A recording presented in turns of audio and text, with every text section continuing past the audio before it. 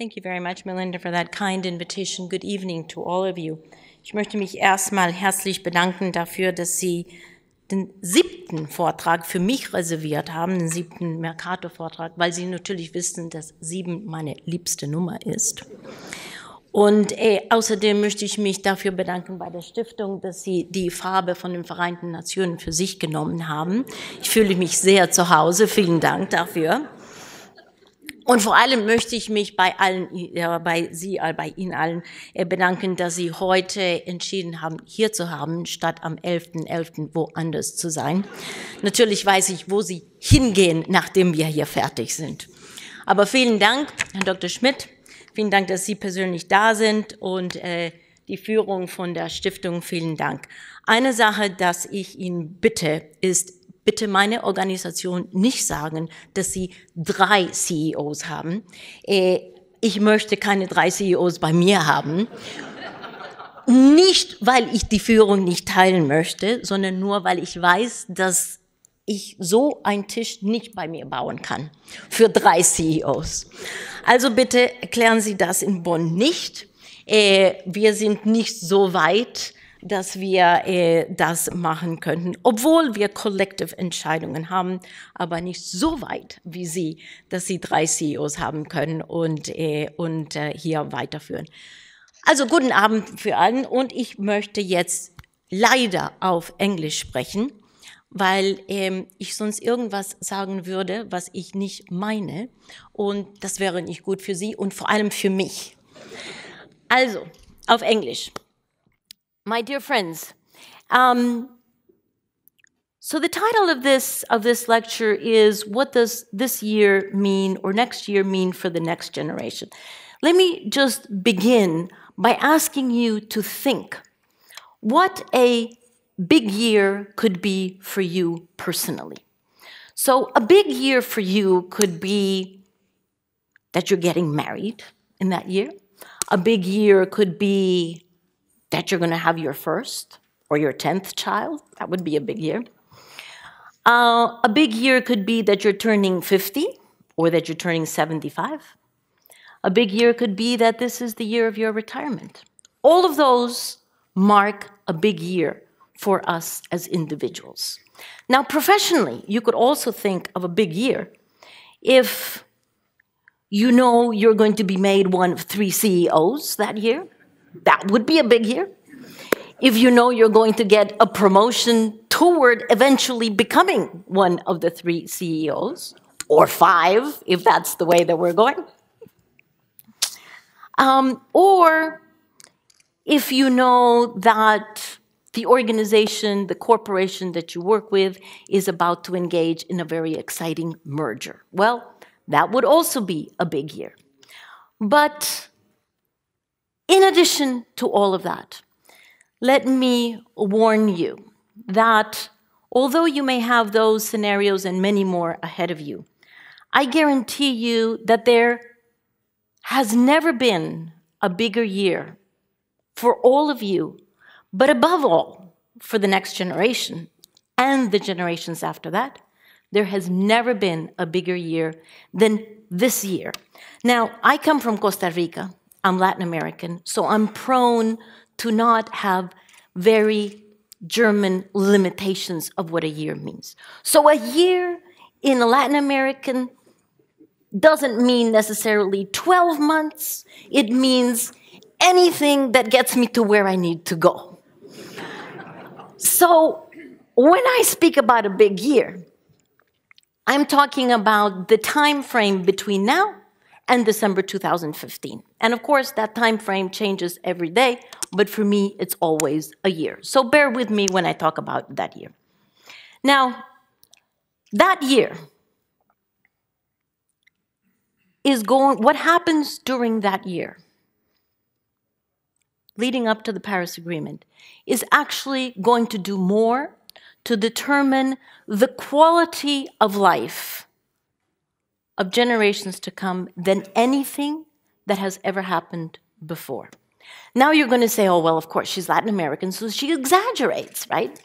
Yes, I do exaggerate, but it is fundamentally true.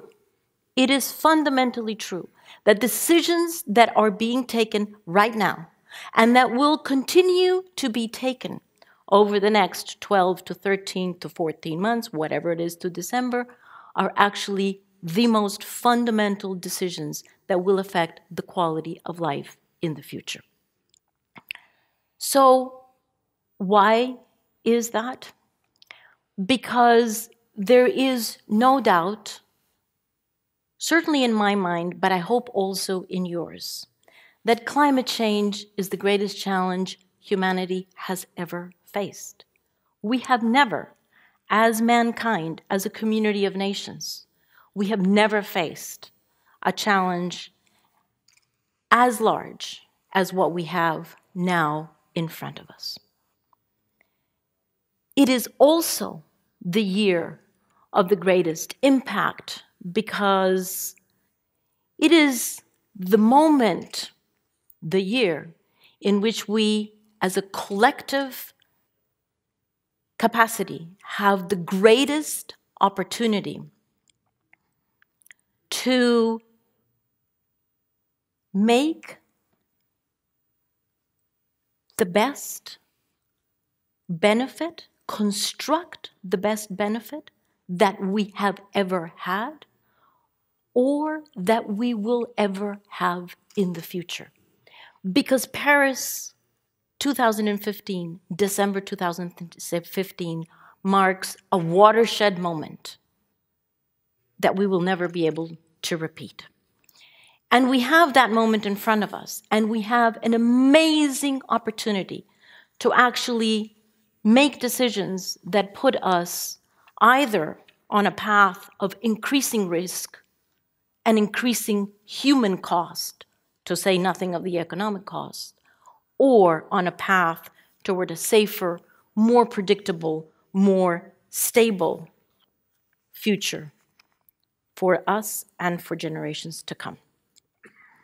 Now, I stand here before you actually just a few days, which is why today, although I've spent the afternoon here at the foundation, my mind has been, I apologize, in 3 different places at the same time, because I stand here before you just a few days before we start the Lima negotiations in Peru.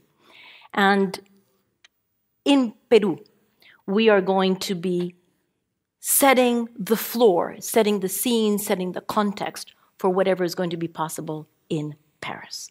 Now, I would say to you that we actually go to Peru with wind in our sails. With wind in our sails, for which I am very grateful. And I think we have wind in our sails for 5 main reasons. The first, because we now have completed the full process of the 5th assessment report of the IPCC, the science body that accompanies and supports the scientific analysis with which governments make policy decisions. Never before has science been so clear. Never before has science told us, without a doubt, that we're responsible and that we must act, and that we have a certain time period in which to act to avoid both the worst impacts and the highest costs. The second reason why we go with wind in our sails is because never before have we had that much public support. I was just in New York a few weeks, months ago. The time sort of mixes for me.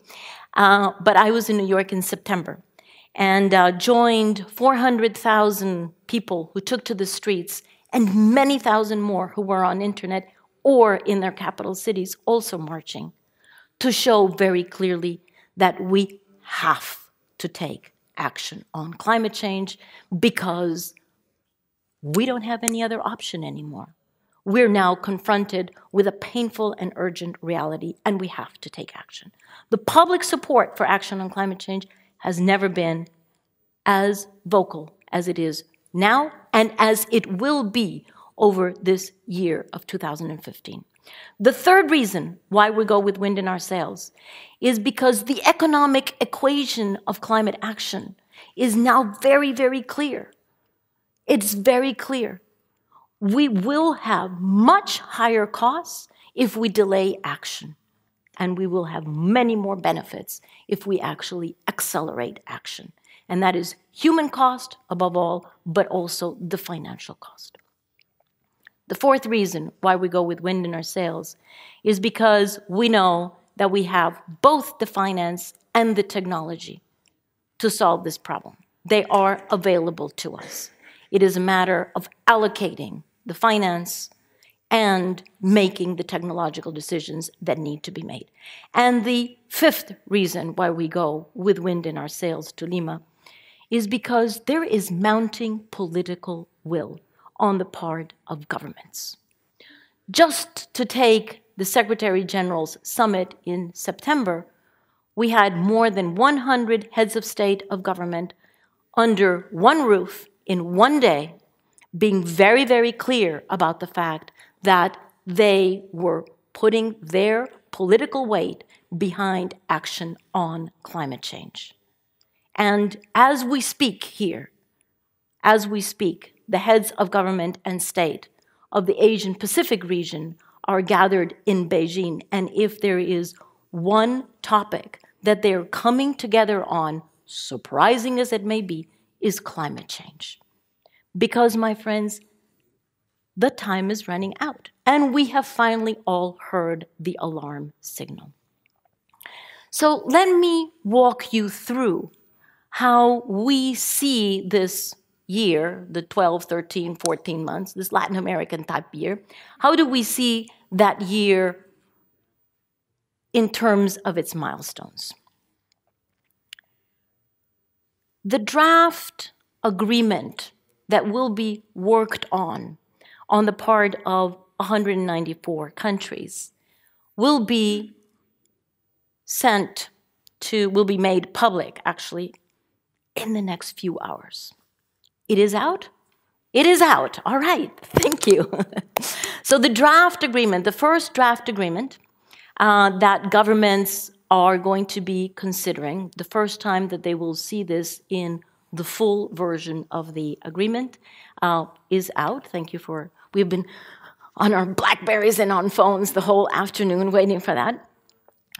That is a very important milestone, because that means that governments now have from tonight until the 1st of December, when they have to start work in Lima, to actually begin to consider this draft text. I will remind you that that is quite different to the situation that we had in Copenhagen. If any of you are Copenhagen survivors, you will remember that we had more than 300 pages of unmanageable, undigestible text that went to Copenhagen. Now we have a manageable text that will not even be as large as what we have today, but it is a manageable text, and it is out over a year ahead of time. So very, very important that we have a first draft agreement already out there, not just for governments, but for your consideration. Also, it is a public document. In December, then, all governments go to Lima, and they will begin their consideration of that draft agreement, plus a couple of other documents, and they will work on that so that they leave Lima with a further understanding of that document, and hopefully having paired out some of the options and choices that are currently in the current document, because we need to begin to clean the document. They will then have another opportunity in February to do the same, to look at the product of Lima and work further on that draft agreement. They will have then a week in February to do that. After that, we will take whatever comes out of that February meeting, we translate it into the 6 languages of the United Nations. I apologize, but German is not yet a UN language, so you will have to read it in either Russian or Chinese. And that goes to all the capital cities of the world for their consideration. Con calma, as we say in Spanish, okay? With a lot of tranquility, they can consider this for 6 months. Before that happens, in March of next year, is the deadline when all countries will be coming forward, or almost all countries, maybe with a Latin American definition of all, almost all countries will be coming forward with their particular contributions. Every country will come forward and will say, this is how much I can do, and these are the policies underneath that, this is how much I can do, et cetera, et cetera. So we will expect certainly all industrialized countries to come forward with that. The EU, as you know, has already come forward with at least 40%, and we expect other major industrialized countries to come forward quite soon, but certainly by March of next year. And many developing countries will come forward as well. And then the governments will have these two documents. One is what everybody is willing to do, and the other is the draft agreement. And that is what they will then, together, in unison, work on and study for the period next year. And then, finally, they will go to Paris in December of next year to adopt a new universal climate agreement that is meant to be applicable to all countries, very different to the Kyoto-Protokoll that was applicable differently to developing countries and to developed countries. So how will we actually know? Because, you know, if you read those documents, you will say, what on earth does this mean? So how do we know whether Paris Agreement, because there will be an agreement, I have no doubt that there will be an agreement. The question is it going to be an agreement that really makes a difference? Is it an agreement that is strong enough, robust enough to actually bend the curve of emissions? Is it actually making a difference? And that is the question that I think we all have to keep in mind. What is the success in Paris? I would pose to you that success in Paris Agreement is contingent on three main factors. Number one, the Paris Agreement must recognize and promote more climate action right now, not waiting for the Paris Agreement to go into force, because it goes into force in 2020.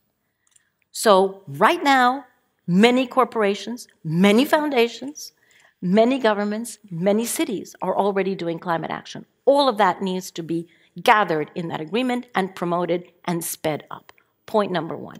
Point number two, there has to be the gathering and the quantification, very important, to quantify how much are governments going to put in. So picture a basket in which all the governments are going to contribute their contributions. How big is that basket? How much are we doing? And finally, I will have you know that no matter what efforts all governments make, no matter how many climate actions everybody is doing now, in addition to that which governments are doing, it is not going to be enough to keep us under the 2-degree limit that governments have agreed. So the Paris Agreement is not going to be a silver bullet that all of a sudden solves climate change. But what it does have to do is it has to set a new path, it has to set a new trajectory. Because right now what we have is a trajectory of greenhouse gases that continues to rise. And we have to set a path of greenhouse gas emissions that peaks globally and then descends to climate neutrality by the second half of the century. That is the major task of that agreement. How are we going to get there? If you want to think about it in a different way, the Paris Agreement would have to function as a global GPS system, where the final destination that we have set in that global GPS system right now is infinite use of resources, resource depletion, as though the atmosphere had no limit. That is the GPS programming that we have right now. With the Paris Agreement, we have to reset that global GPS toward carbon neutrality in the second half of the century. And then we must unleash human ingenuity, technological innovation, and private capital flow, as well as public, in order to get us to that new destination as quickly as possible, as efficiently as possible. That is the challenge of the Paris Agreement. It is one that needs to do this in a context that protects the most vulnerable, because they are the ones that need most protection and they're the most innocent of having caused climate change. So that agreement needs to protect the vulnerable. It needs to respect national needs, but it needs to be globally responsible. A tall order, I will admit, but then it is one responsibility that none of us can elude, because otherwise none of us can actually stand to our children and say, we knew. We were the first generation that knew what we were doing, and we have to stand up to that responsibility. We can't say we knew, but we didn't do anything about it. We have to say we knew, and we did the best that we could. So let me talk about children. Let me talk about the next generation. Let me talk about, because what I have just told you is basically what the next year looks like, at least for me. I hope I can count on your support, because we will not be sleeping too much. So I hope you send us a little sleeping, what can we say? Little sleeping, not pills because we can't sleep, but substitutes. How about substitute? So that is what the year looks like. Now let me tell you about the next generation. Let me fast forward for you.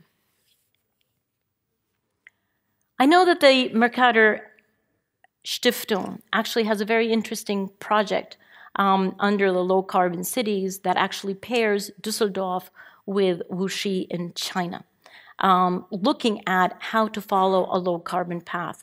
I'm very grateful for that example, because very close to my heart is the fact that those industrialized countries that are actually taking the lead, as Germany is, need to not just take the lead domestically, or in this case in their city, but actually need to bring along developing countries that have a much more difficult time than industrialized countries, because they're standing in front of their full development, and we're asking them to do that in a decarbonized way.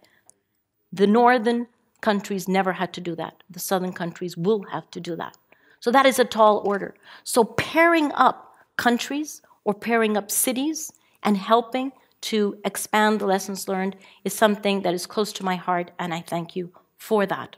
I also know that this foundation has as its heart the development of new technologies, and above all, how do those technologies benefit people? Because ultimately, it's all about people. And I want to talk about that, because that is the kind of world transformed that we all want. I hope to still be alive when we will all see a world transformed. I know my children will be alive. I hope all of us will be alive. So let's imagine what that world is going to be like for them. In the energy sector, can you imagine a world in which every single surface, I was looking at these amazing curtains, the largest curtains I've ever seen in my entire life. And I was thinking, now how fantastic would it be if, in addition to these curtains, that entire surface were actually transformed into an energy generator? Possible. Actually being done already around the world. Every single surface can be transformed into a small energy generation flat surface. Imagine a world where no single woman needs to cook on an open fire. Data point for you, 50% of us women, 50% of women around the world, not in developing countries, 50% of women around the world are still cooking on open wood fires.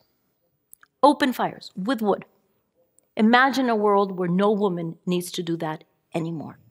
Imagine a world where concentrated solar power actually has the generation capacity of a nuclear reactor. Happening already in China, in a desert, with 1,000 megawatts of concentrated solar power being built right now. Imagine a world where we're able to harness the potential of wind, the potential of hydro, the potential of geothermal. Imagine a world where we're finally able to crack the difficulty of harvesting ocean tide energy and can use that in particular for all of the small islands that are the most vulnerable to climate change. Imagine a world where renewable energy has finally become so completely decentralized that we can provide power and clean power to every single one of the 1.4 billion people who today still do not have electricity. That would be a world transformed. Now, transportation. Imagine a world where we have driverless cars. How many driverless cars do you think are already on the road? Give me a number. Just give me a number. How many? Driverless cars. That means the car is driving without a driver. That's what driverless means. It means you can sit there and do your emails, or I can sit there and put on my makeup. That's what a driverless car means, okay? How many driverless cars are already being tested on roads? Okay, I love optimistic people. 500, okay? But 500 driverless cars that are being tested, and here's the really fun part. Insurance companies are happy about these driverless cars because they are safer than the cars that you and I drive. Because we are texting and putting on our makeup while we're driving, and they don't do that. Okay? So imagine a world with driverless cars that actually learn and can actually get us from point A to point B with the lowest time and the lowest fuel consumption. Imagine a world where we actually have electric cars that are not charged up, because as I was walking here, I saw that LVE, right next door, has a little, electric charger. Fine, that's today's technology. But no, hold on.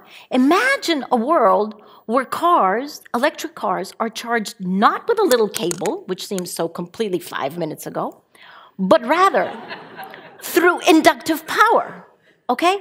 Already happening. In London, we already have double-decker buses that drive on to an induction pad and are charged through that induction pad. Already happening.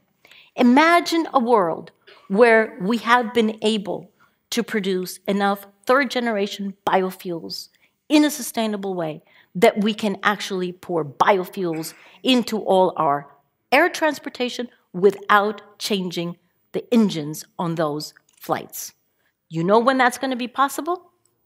2017, from a technological point of view, they will have those biofuels. Then, of course, we have to figure out where we're going to get the land to produce all the biofuels, who's going to give the permits, et cetera, et cetera. But the technological will be solved by 2017. Very soon, you will be able to get in an airplane without feeling guilty about your greenhouse gas emissions. Wouldn't that be wonderful?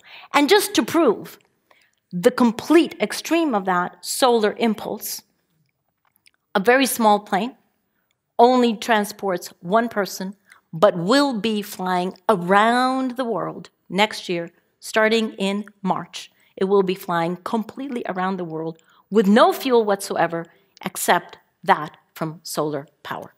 So my friends, these things are actually happening. It's not a Latin American exaggeration, for a change. These things are actually happening. And once we get an agreement that sends the right directional signal, that tells the world, in particular, that tells capital markets and tells technology drivers that this is where we're going to low carbon, we're going to climate neutral world, you will be astonished at what is unleashed. And if you don't believe that, compare the first cell phone 30 years ago, the brick. Anybody remember the brick? Weighed 3 kilos? Needed 10 hours to charge, could operate 10 minutes, could operate half an hour, and the only thing that it was useful for was voice data. Now look at what you're carrying around with you, much better than, about 10,000 times more powerful than a mainframe computer is what you have in your pockets. So my friends, this is the kind of revolution we're actually looking at. If we get the next year right, that is the future that the next generation will have. And you and I will enjoy it just because they're going to get it or they're going to invent it. But we have to get the next year right. We absolutely have to get it right. And in particular, we have to get it right in cities. We have to get the decisions that allow cities 70% of greenhouse gas emissions, 80% of the global population. We have to be able to transform cities from what we have now into livable, sustainable cities. That is where it's really going to be. So, my friends, I'm excited about a revolution that I can already see. The cost of solar has already come down 80% since 2008. The cost of wind has come down 50%. The efficiency of wind has gone up more than 50% in the same period of time. And on and on and on. Because we are moving toward a low carbon. That shift to low carbon is by now irreversible. So my suggestion is, if that train has already left the station, and it has, my suggestion is, let's get on that train and let's help that train go as fast as possible. Because that is the only way that we're going to stay within the 2-degree limit that we know is the safe zone for us, but more importantly, for our children. And let me close with a vision, because I often get asked by the press, what keeps you up at night? Well, a lot of things keep me up at night. But in particular, I'm kept up by a vision of 7 pairs of eyes that belong to the 7 generations after all of us. And those pairs of eyes ask me, what did you do? What did you do? Because I know what we're doing right now. You all know. And I invite all of you to be able to answer that question by saying, yes, we knew. And because we knew, we did everything that we could. Thank you.